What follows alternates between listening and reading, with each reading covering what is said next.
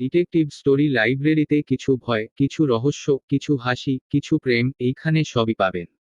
Detective story লাইব্রেরিতে আজ আপনার জন্য শেষ খেলা। গল্পটি আমরা নিয়েছি সাদিকুর রহমান সোহাগ সম্পাদিত গোয়েন্দা গল্প সমগ্র বইটি থেকে। তাহলে শুরু করা যাক। গভীর নিশুতি রাত। কাছাকাছি কোনো বাড়ির দেয়াল, ঘড়িতে ঢং ঢং করে দুটো বাজল। হরিহরবাবু চোখের সামনে থেকে বইটা টেবিলের ওপর নামিয়ে রেখে ক্লান্তভাবে মাথাটা চেয়ারের গায়ে হেলিয়ে দিলেন। একটুক্ষণ চোখ বুজে থাকলেন। তারপর চেয়ার ছেড়ে উঠে দাঁড়িয়ে আস্তে আস্তে পায়চারি করতে লাগলেন।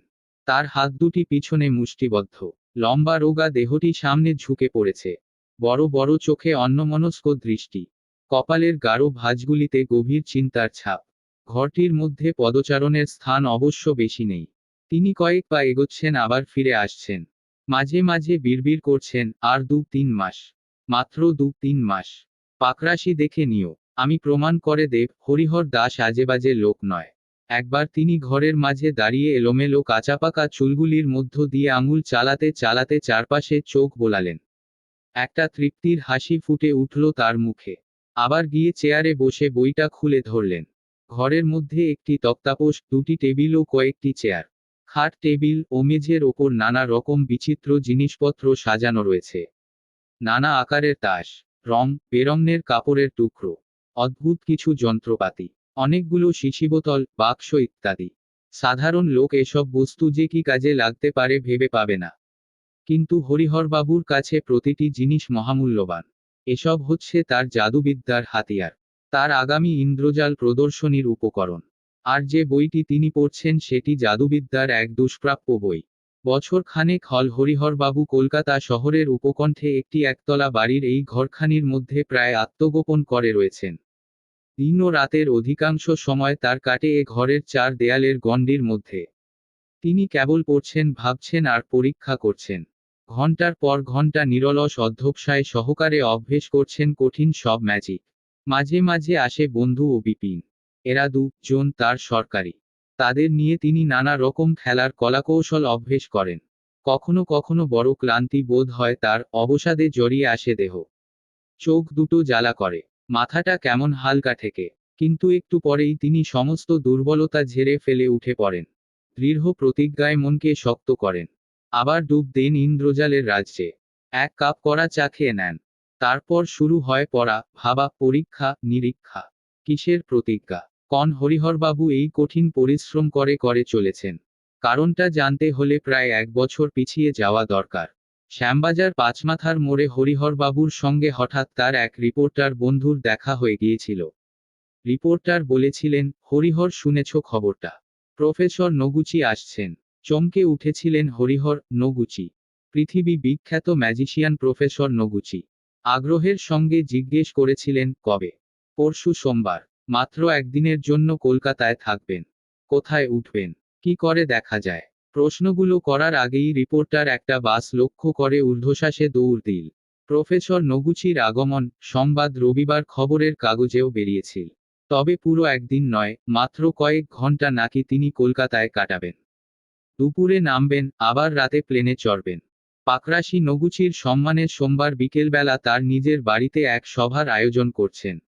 সোমবার দুপুর অবধি হরিহরবাবুর নগুচির সম্বর্ধনা সভায় যাবার নিমন্ত্রণ আশা করছিলেন। হয়তো কার্ড আসবে, কিংবা হয়তো কেউ এসে ডাকবে। কিন্তু দুপুর গড়িয়ে বিকেল নামতে তিনি হতাশ হয়ে পড়লেন। পাকরাশির বাড়ি না হয়ে কলকাতার অন্য যে জায়গায় তিনি নগুচির দেখা পেতে ছুটে যেতেন। সভা আলিপুর জেলে বা গভর্নরের প্রাসাদে হলেও ঢোকবার চেষ্টা করতেন।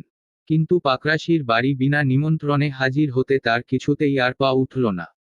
নগুচি চলে যাওয়ার কয়েকদিন পর হরিহরবাবুর সঙ্গে সেই রিপোর্টার বন্ধুর আবার দেখা। হরিহরবাবু দুঃখ করে বললেন, সেদিন নগুচির পার্টিতে আর যাওয়া হল না। কি করব ভাই, নেমন্তন্ন পেলাম না। খুব ইচ্ছে ছিল একবার আলাপ করি।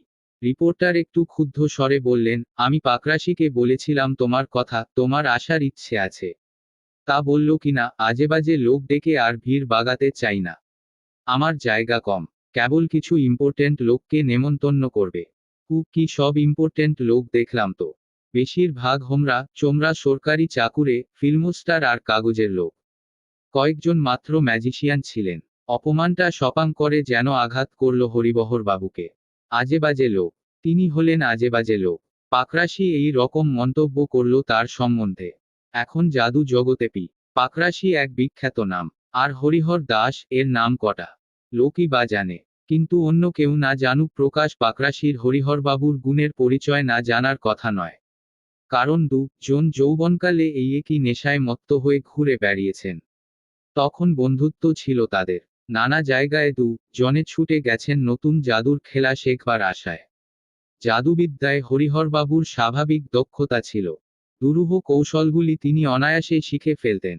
পাকরাশির কিন্তু সে সব খেলা আয়ত্ত করতে অনেক বেশি সময় লাগত। অবশ্য ভাগ্য বিড়ম্বনায় হরিহরবাবু তেমন নাম করতে পারলেন না। তার উদ্যমের অভাব ছিল অর্থের। পাকরাশি ছিল বেজায় কইয়ে বলিয়ে ব্যবসা বুদ্ধিতে প্রখর। সে দিনে দিনে নাম করতে লাগলো। দলবল নিয়ে কয়েকবার বিদেশেও ঘুরে এল। খবরের কাগজের কল্যাণে তার খ্যাতি ছড়িয়ে পড়ল। হরিহরবাবু অল্পেই সন্তুষ্ট রইলেন। পিতৃ দত্ত ছোট একখানি কাপড়ের দোকান চালানো এবং সুযোগমতো স্কুল কলেজ মেলা বা বিয়ে বাড়িতে ছোট খাটো শো দেখানো।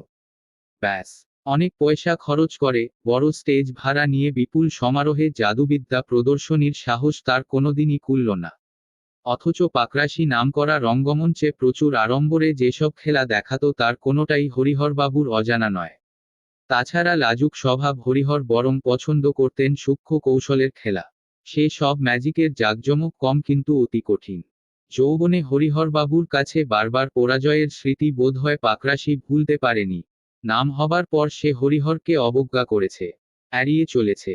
কিন্তু একজন বাইরের লোকের কাছে সে এমনভাবে তাকে ছোট করবে, এমন তাচ্ছিল্যের সাথে তার সম্বন্ধে কথা বলবে, হরিহরবাবু ভাবতে পারেননি।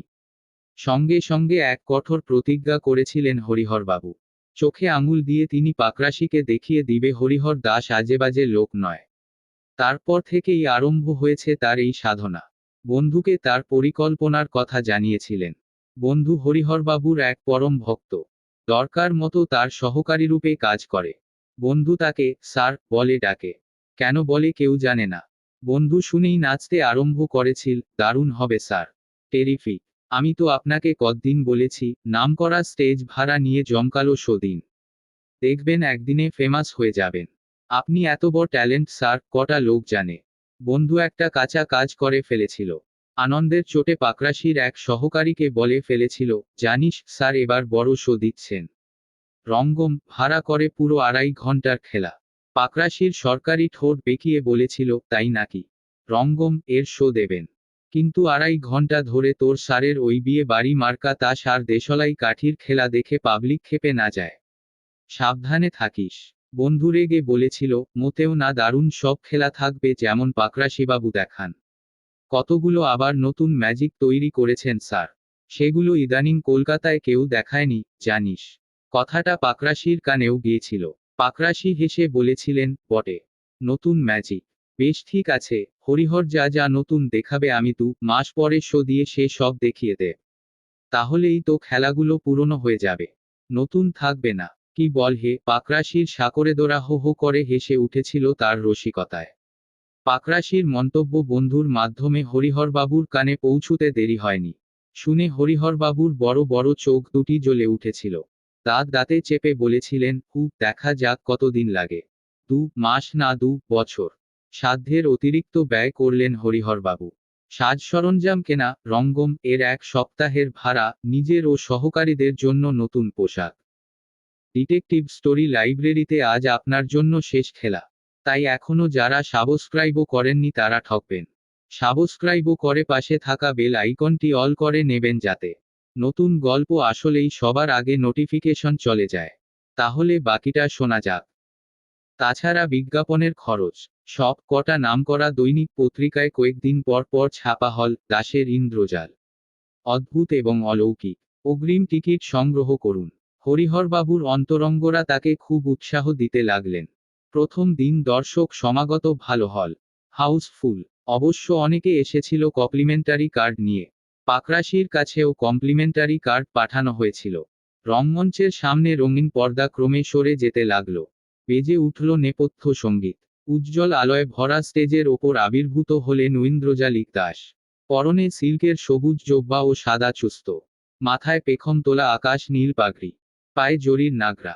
হরিহর দাস লঘু পদে মঞ্চের মধ্যখানে এসে দাঁড়ালেন। মাথা নুইয়ে অভিবাদন জানালেন দর্শকবৃন্দকে। হাত দুটি ছড়িয়ে দিলেন সামনে। আর চোখের নিমেষে যে শূন্য থেকে হাতের মুঠিতে বন্দি করে আনলেন দুটি সাদা ধবধবে পায়রা। পায়রা দুটি তিনি উড়িয়ে দিলেন।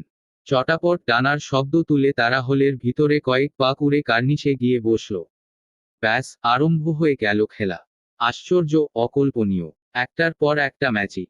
কি চমৎকার দেখাবার কৌশল, কি অভিনব সব খেলা। দর্শকরা তাদের যেন পলক পড়ে না।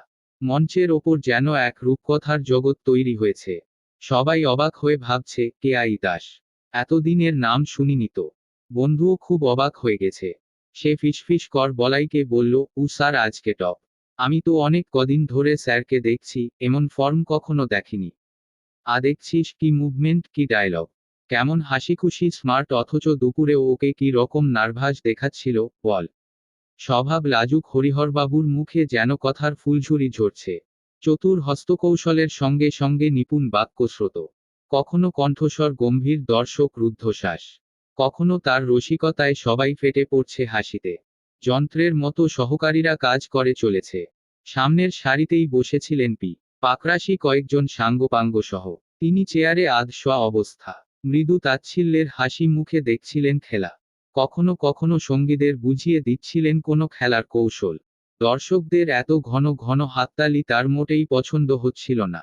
সঙ্গীদের বললেন, এসব খেলা তো সবাই দেখায় হে, তবে দেখাচ্ছে মন্দ না। একটা নতুন খেলাও আছে বটে, তবে তেমন শক্ত কিছু নয়। দেখতে দেখতে 2.5 ঘন্টা কোথা দিয়ে যে কেটে গেল।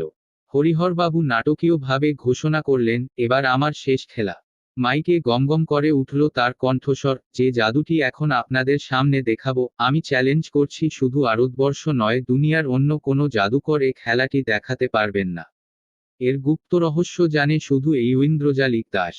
হরিহর দাস উদ্ধত ভঙ্গিতে সারা গৃহের দর্শকদের ওপর একবার চোখ বোলালেন, তারপর সোজা চাইলেন পাকরাশির দিকে।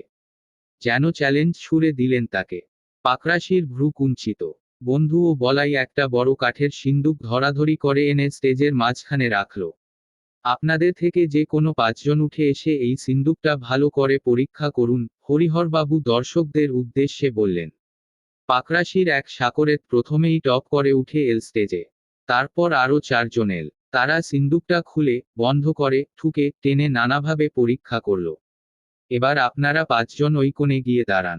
আমি সিন্দুকের মধ্যে ঢুকব। এরপর আপনারা সিন্দুকের ডালা বন্ধ করে ওই তালাটা লাগাবেন। তারপর চাবি সঙ্গে নিয়ে ফিরে যাবেন নিজেদের আসনে। আধা মিনিট পর ফিরে এসে ডালা খুলে যা দেখবেন সবাইকে তা জানিয়ে দেবেন। বন্ধু ও বলাই একখানা প্রকাণ্ড কালো চাদর নিয়ে স্টেজে ঢুকল। হরিহরবাবু তাদের হাত নেড়ে ইশারা করলেন, চলে যাও। বন্ধুরা কেমন থতমত খেয়ে দাঁড়িয়ে পড়ল। তারপর চাদর সহ উইংসের পিছনে ফিরে গেল। হরিহরবাবু ধীর পদক্ষেপে এসে সিন্দুকের ভিতরে দাঁড়ালেন, বসলেন, তারপর শুয়ে পড়লেন। এবার বন্ধ করুন সিন্দুক, তিনি নির্দেশ দিলেন। ডালা বন্ধ হল। তালা পাগল। চাবি পকেট পুরে পাকরাশির সাকরেদ অন্যদের সঙ্গে স্টেজ থেকে নেমে গেল। উজ্জ্বল আলোটা একটু কমে গেল। রহস্যময় নীল আলোয় ভরে গেল মঞ্চ। অবশ্য সবাই বেশ পরিষ্কার দেখতে পাচ্ছিল সিন্দুকটা। নেপথ্যে বেহালার মৃদু করুণ মূর্ছনা। অতগুলো মানুষ একেবার নিস্তব্ধ। আধ মিনিট পরেই আবার সেই 5 জন দর্শক উঠে এল স্টেজে। তালা খোলা হল। সিন্দুকের ডালা তুলল। ঝুঁকে পড়ে দেখল তারা ভিতরে। তারপর কেমন জানি হতভম্বের মতো মুখ চাওয়া চাওয়ি করতে লাগলো। কি ব্যাপার মশাই, কি দেখছেন? চিৎকার উঠল দর্শকের মধ্য থেকে। 5 জন হাত নেড়ে জানালো, নেই। মানে, কি নেই? আবার শোরগোল, নেই, কিছু নেই, কেউ নেই। সিন্দুক খালি। জাদুকর অদৃশ্য। সিন্দুক খাড়া করা হল। সত্যি তো, সিন্দুক ফাঁকা। অতগুলো লোক যেন ভ্যাবাচ্যাকা খেয়ে গেল। মুখে কারো কথা নেই। পাকরাশি খাড়া হয়ে বসেছেন। মুখ গম্ভীর। তীক্ষ্ণ দৃষ্টিতে দেখছেন। পাকরাশির সাকরেদ তখন খট করে কাঠের মেঝে ঠুকে ঠুকে পরীক্ষা করছে। কোনো গুপ্ত পথ টথ আছে নাকি? গেল কোথা দিয়ে? কই, কিছুই তো দেখতে পাচ্ছি না। আহা হা করছেন কি? মেঝেও গর্ত করবেন না? বাড়িওয়ালা ক্ষতি পূরণ আদায় করবে যে। হরিহরবাবুর গলা শুনে 5 জন পিছন ফিরে তাকিয়ে ভূত দেখার মতো চমকে উঠল। সহাস্যবদন হরিহরবাবু উইংসের পাশ থেকে বেরিয়ে স্টেজে ঢুকলেন। এবার আপনারা দয়া করে আসনে গিয়ে বসুন। আমি এসে পড়েছি, সুতরাং আর আপনাদের কষ্ট করে খোঁজাখুঁজির দরকার নেই। পাঁচজন বোকার মতো মুখ করে স্টেজ থেকে নেমে গেল। দপ করে জ্বলে উঠল উজ্জ্বল বৈদ্যুতিক আলোগুলো। হরিহরবাবু এগিয়ে গিয়ে স্টেজের সামনের দিকে দাঁড়ালেন। বিপুল করতালি ও হর্ষধ্বনিতে ফেটে পড়ল রঙ্গমঞ্চ। হরিহরবাবু বার মাথা নুইয়ে অভিবাদন গ্রহণ করলেন দর্শকদের। বিদ্রুপমাখা হাসি মুখে তাকালেন চেয়ারে খাড়া হয়ে বসা পাকরাশির দিকে। পাকরাশি যেন হতবুদ্ধি হয়ে চেয়ে আছেন। হরিহরবাবু হাতজোড় করে নমস্কার জানালেন সবাইকে। ধীরে ধীরে এগিয়ে এল মঞ্চের পর্দা। তাকে আড়াল করে দিল সবার দৃষ্টি থেকে। আরও প্রায় পাক্কা 2 মিনিট ধরে চলল মুগ্ধ বিস্মিত দর্শকবৃন্দের হাততালি ও ঘাস। তারপরই হুড়মুড় করে একদল লোক ছুটল স্টেজের দিকে। পর্দার পিছনে গদরে মধ্যে অনেকেই খবরের কাগজের রিপোর্টার, বাকিরা বন্ধু বান্ধব ও কিছু মুগ্ধ দর্শক।